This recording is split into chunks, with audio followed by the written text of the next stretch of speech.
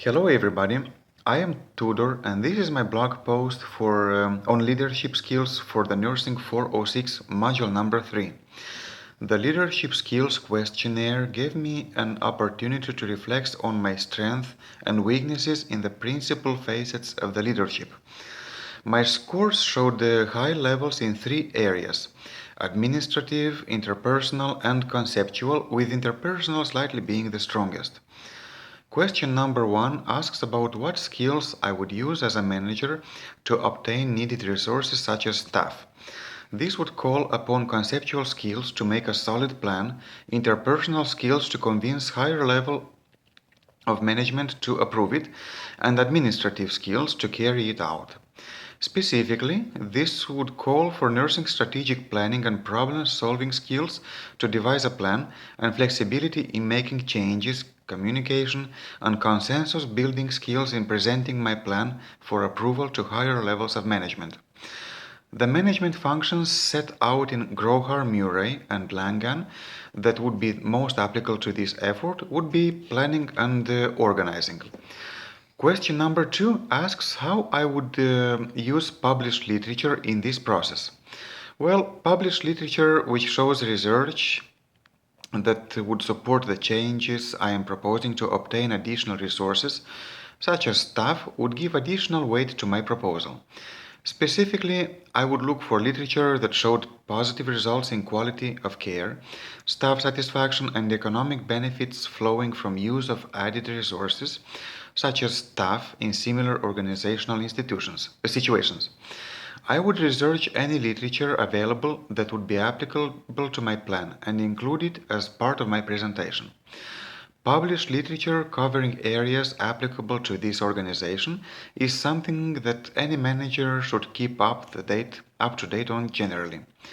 Articles with a specific bearing on the work of the unit should be shared with staff as appropriate. Question number 3 asks what levels and departments I would need to work with to be effective in my work. I am presently a staff nurse in the MICU, or Medical Intensive Care Unit. The management position just above that position is the charge nursing. If I were in that position, the departments I would need to work with would be the Human Resource Department to handle day-to-day staffing when a staff member calls in sick or is otherwise unavailable for work on short notice and I would need a replacement, and the Transportation Department, which is technically a separate company but owned by the same hospital, to arrange transportation of the patients. The charge nurse reports to the nurse manager, who is responsible for the MICU, and the 3 assistant nurse managers responsible for various functions, and these would be the main levels of management within the unit which the charge nurse would need to work with to be effective. There would be also a need to work with the registered nurses and nursing assistants and the social worker. In our unit, the registered nurses work relatively autonomously of management, but utilize a lot of teamwork among themselves. Question number 4 asks me my preference in structure and model.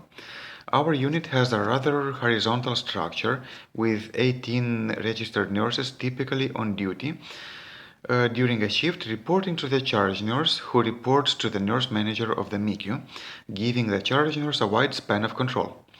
This is the only organizational structure I have worked with in nursing, but it is one that I find works well and therefore would be my preference.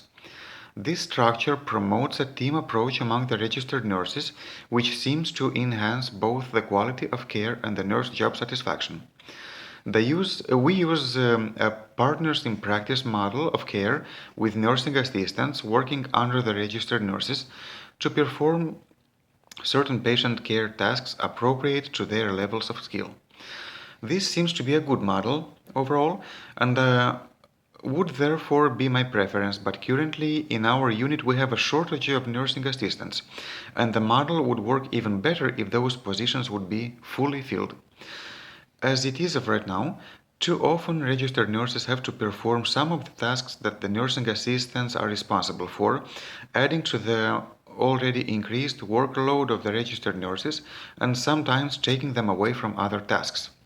The article I chose was Nursing Perspectives on Factors Influencing Interdisciplinary Teamwork in the Canadian Primary Care Setting, from the Journal of Clinical Nursing, which I have linked below. The article addressed a study of new primary care interdisciplinary teams in primary care networks in Alberta, Canada. Case management was the primary function of the nurses within that system. Under the new system, nurses experienced a wider scope of practice and more professional responsibility. Problems encountered were deficiencies in communication, orientation and role preparation, and uncertainty of roles among the primary team members. Thank you very much for attention.